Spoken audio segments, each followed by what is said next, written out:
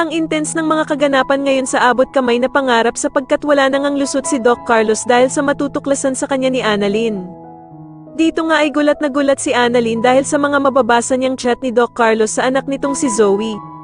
Samantala ay uutusan ni Moira ang bago niyang tauhan na si Dax para pumunta sa bahay ni Doc Carlos kung saan naroroon si Lynette. Iuutos nga nito na saktan si Lynette at napakamalas nga ni Lynette sapagkat matataon na mag-isa lamang siya sa bahay dahil nga sa pinaalis na ni Doc Carlos sila Josa at Aling Susan. Sa kabilang banda naman ay mapapasa kamay na nga ni Annalyn ang cellphone ni Zoe matapos nga niyang maiwan ito sa loob ng ospital. Sa kasamaang palad nga lang ay mahahalata siya ni Joy na nagdi-disguise siya bilang pasyente at makikita niya na hawak-hawak ni Annalyn ang cellphone ni Zoe. Sakto namang dadating din si Zoe kaya naman ay agad na magsusumbong si Joy na ninakaw daw ni Annalyn ang cellphone niya. Pero nang kukunin na ni Zoe ang cellphone niya kay Annalyn ay agad itong tatakbo upang hindi ito makuha sa kanya.